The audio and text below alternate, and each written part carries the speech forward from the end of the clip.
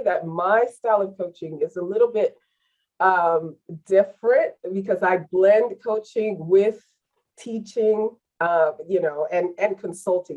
I give answers, but I also kind of help you get to those answers first before I share what I know.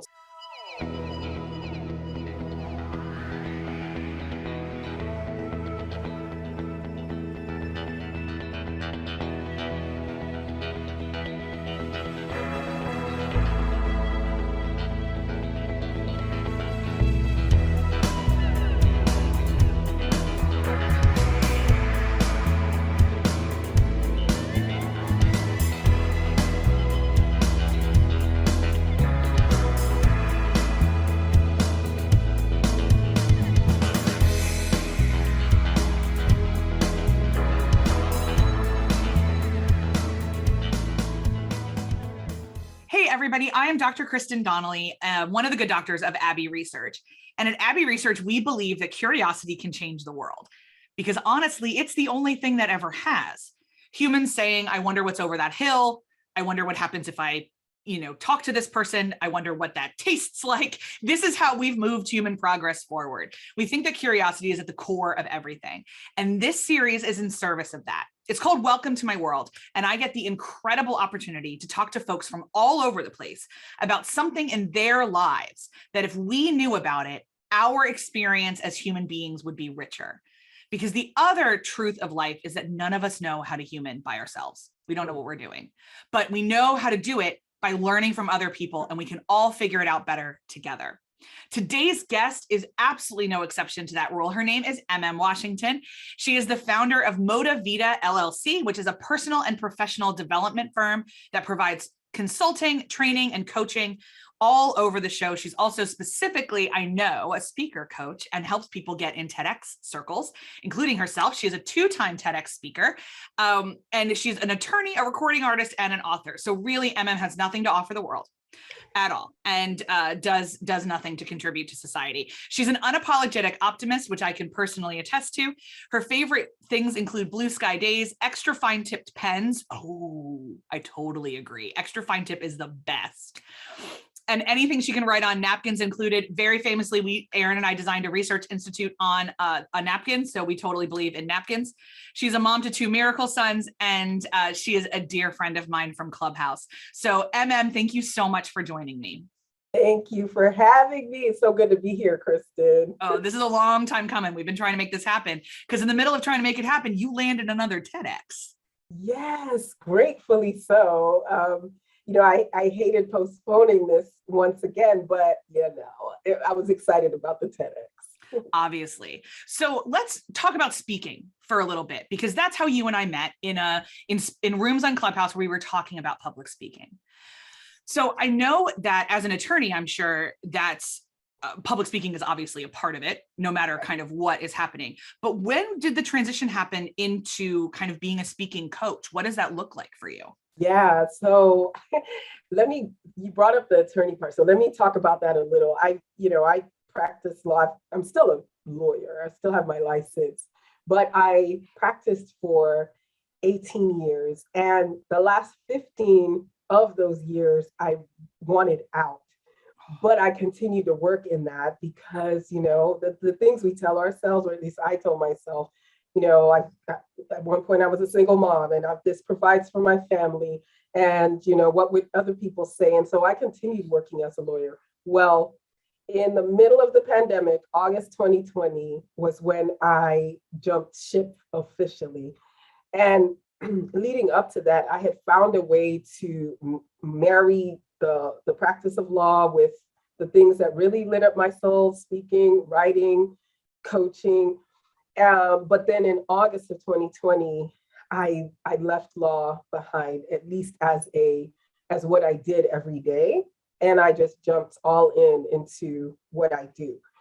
So how that looked was I started off, and I'm still a success strategist. That's the title I give myself.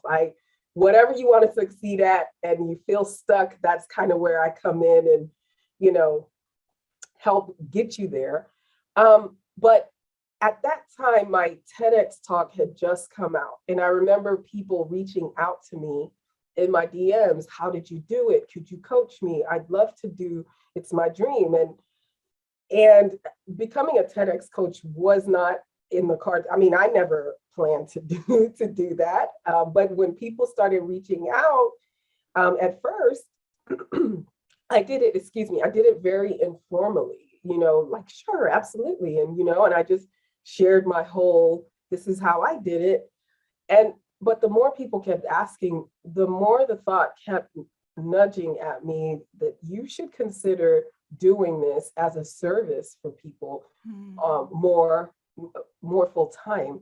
I resisted because, again, that's not what I left the practice of law to come do. I wanted to speak, I wanted to coach, and so this kind of allowed me to do both in a way, speaking, helping others speak, and coaching them to that, and then just helping women, especially, who have that desire to speak on the TEDx stage, but maybe like me, they're thinking, well, it's probably not possible. So that's kind of how this came about. And I will say that I started with some trepidation, like, who's going to listen to me? I've only given one TEDx talk. Well, people started listening and still are, and I'm grateful for that. And it is a joy to help women, people, but almost everyone has been a woman, to either get their idea together, land their TEDx talk, speak on the TEDx stage, everything in between. So that's what I do. And I know that's a long-winded answer, but that's how I got here. No, I love it. I think that's so great. Because I was actually just talking to a friend who's in a not fantastic employment situation.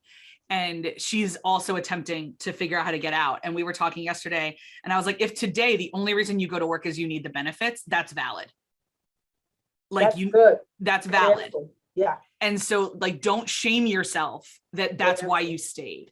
Yeah. And I would say the same to you. Like, you got 2 kids, you're a single mom. Like, there's pragmatism here because the US ties so much to employment. Right. There's only so much you could do, but I'm so thrilled that you're able now to walk more fully in your purpose. I think that's so fantastic. Thanks. So let's talk about coaching for a minute. Because it's not something I love doing. So I love talking to coaches. What about coaching lights you up? So the ability, and I'll say this, I love teaching, I love training, I love coaching. I had to warm up to. I'll be upfront with that and say I had to warm up to that because there's a difference, right? Yeah. With teaching, I worked as an adjunct law professor for several years. You just get up there and share the information and make sure that the students, they get the information. You test them and see that they got the information and give them their grades. Well, with coaching, there's that aspect of partnering with your client, but not giving them the answers, helping them get to the answers without actually giving them the answers. So that took some getting used to for me. So I'll say that my style of coaching is a little bit different because I blend coaching with teaching, and consulting. I give answers, but I also kind of help you get to those answers first before I share what I know. So how does that look in the TEDx coaching world? Well, for instance, if someone signs up to work with me and they know they want to give a TEDx talk, but they don't know what to talk on. And that can be very possible. It doesn't mean that you're going into the whole TEDx dream for the wrong reasons, which some people try to shame you on that. But anyway, it does happen that you want to give a TEDx talk, but you're not quite sure what to talk about. So the coaching aspect of that would be to help you get to that point without suggesting, here, we'll talk about this or this, right? Because TEDx is about ideas that are worth spreading and original ideas. So rather than, giving ideas to you on, well, why don't you talk about this or that? I help you get to that place of, this is what I want to talk about. So that's kind of what it looks like. And I'm sure lots of people come to you because they come to me and I'm not even a coach and be like, I have a story I want to share on a TED stage. And you have to be like, TED doesn't care about stories. So I'm sure a big part of your job is mining stories for ideas. Absolutely. And I actually love that aspect of it. I love, I'm a storyteller, a story listener, a story consumer. I love stories. And so when people come to me with that, I don't blame them, because that was the way that I approached TED or TEDx when I first applied.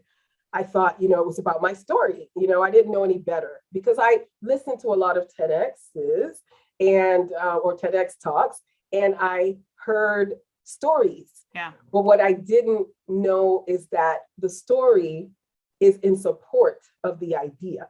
Yeah. And stories do help speeches, for the most part. It helps solidify the talk, but you have to approach it with an idea. Like you said, you have to lead with the idea, and then you can support it with the story. But I do love mining the story for the idea.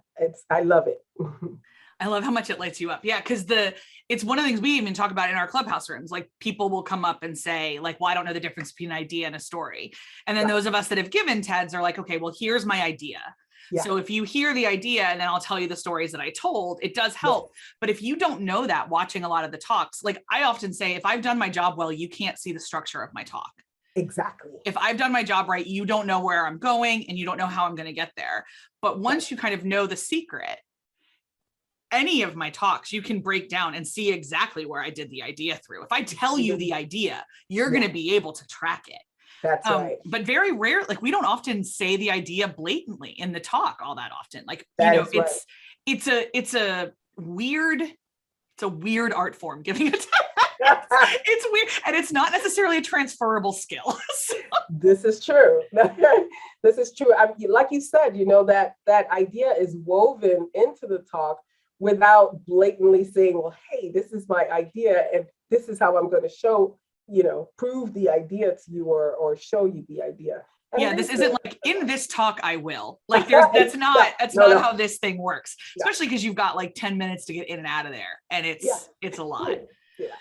So just switching gears briefly. So you've given 2 TEDx's. Mm-hmm. Are you hoping to do more? Is this an ambition thing, or like, is this an ambition for you, or like, what's the plan here? So when I gave my first TEDx talk, that was it for me.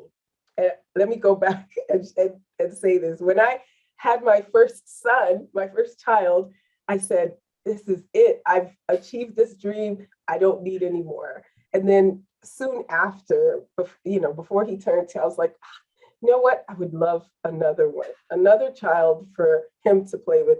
That's kind of how it turned out with the TEDx talk. I was happy with my first talk, and I literally thought that was going to be it for me. But then, an idea came, and I thought to myself, actually, this is an idea that, Kristen, because you speak a lot, some ideas are good for the TEDx stage, and then some are good for other platforms. And there's so many other platforms. This one just felt right for the TEDx stage. And so I applied with it, and I got it, obviously. So there's one more that is like kind of brewing in me. And I'm still trying to decide, do I really want to go through the TEDx process, or I can share this on other stages. I don't know, but it's possible that there's one more out there for me, and I'll keep you posted. I love it. Yeah, and people ask me this a lot. I'm definitely on a break right now because I didn't ever set out to do 4 in 8 months. Like, that's just no one should do that. But the thing that we all have to remember sometimes too, is that TEDx comes with a lot of different organizers because they're independently organized. Right. And for me, the hard part isn't giving the talk, it's navigating the expectations and the culture of each individual curator. Say that again. Yes. that is what it's like. I just told somebody, you don't leave youth ministry because you don't like teenagers anymore. You leave it because you can't handle the parents. And for me, that's a little bit of like the whiplash of the different styles has gotten to be a little bit too much. Yeah. And I found myself trying to relate to one curator like I would have to the other. And it was just, like I said, it was just too much. So it's not that I don't have any more ideas. It's that I'm now at a point, I'm blessed to be, I'm incredibly privileged to be at a point where I can, for my career, look at other stages. Exactly. Because other stages don't have the cachet of TED. We need to be honest with that. They don't have the searchability. They don't have the SEO. They don't have that kind of stuff. But there are other professionally produced stages that I can take where I might know the curator a little bit better. Right. And I might not have the stress of having to learn someone new in such a high pressure situation. That's right. And the other thing is you can give a TED style talk anywhere, right? Yeah. If that is the style that suits the talk you want to give, then you can give that anywhere. And there are other benefits that come, from that. Maybe you're speaking to the exact audience that you want to speak to, a very concentrated audience, and other things that go into that decision. So yes, I agree. Yeah. And then there's I want to talk about faith more, which TED doesn't let you do. And I want to talk about, a couple things that it just falls outside their purview. Right. So it's time for some other stages for sure. But I completely agree. Like I've got 3 or 4 other ideas that I've got talks about. And if there was somebody that I knew really well that came and said, hey, I'm doing TEDx blank, and I really want you on the stage, I've got a couple things in my back pocket that I could, dust off and do for them that I'd really enjoy. So I understand that, that kind of vibe. All right. So no more TEDx's for now. And I'm assuming no more children entirely, since that's kind of a closed door. Right on both counts. Right on both counts. So as we're looking into the remainder of 22, I know you're a dreamer and a planner. So what's next? What's happening? Yeah, so I'm continuing to coach or help people with their dreams. So I set out on a mission last year, and it's kind of ambitious, but hey. Those are the best kind. Exactly. And I want to help 1,000 women, specifically women, to become TEDx speakers, to give their TEDx talk. However that help looks, whether it's at the beginning with just, hey, I need help getting my idea together, whether it's, hey, I need help crafting my talk, or, whatever that looks like. I just want to support 1,000 women to become TEDx speakers. And so what the rest of 2022 looks like is doing that. I have a mini course specifically on the ideation process. And I also, there's some one-on-one coaching involved with that as well. But there's a course to help with that, especially because I know, like I said earlier, when I've applied, the first talk that I gave, it wasn't my first time applying. I had applied before and made all the mistakes. And so, I have a course that helps with some of that, and then just getting that idea down pat and application ready and things like that. So that's what I'm working on for the rest of 2022. But I'm also doing corporate trainings with some, and that kind of stuff also lights me up as well. And it's all in line with the whole success and helping other people succeed, whether that's on the TEDx stage or beyond. I love that. It's one of those phrases, like a success strategist could be so like Hallmark cardy, but when you really break it down, it's so flexible, really. Yes. Kristen, that's what I love about it. Let me tell you, I struggled for so long what do I do? Who am I? And this just captions it so well for me, because there's a little bit of everything, which I like, and I know that the best coaches tell us that you have to niche down, you have to narrow in on who you serve and what you do. And like many people, I struggled with that, but Success Strategist helps me. That title helps me because it encompasses so much of what I do, and I can explain one-on-one, okay, here's how I can help you in this situation. So yes.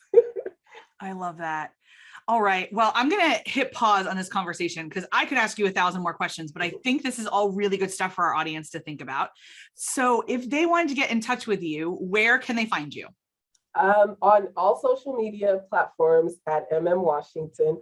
I hang out a lot on Instagram, somewhat on Facebook, but definitely Instagram. So slide into my DMs. I'm okay with that.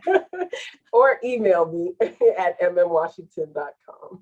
Amazing. I mean, at ememwashington.com, sorry. You're fine. And all of those links and information and everything else is going to be in the show notes. So you don't need, wherever you are watching this on your phone or on your computer, you can easily click and get in touch with Emem really quickly. And if you comment on this video and you've got questions for Emem, I will make sure she sees them. So you can also use that process here below.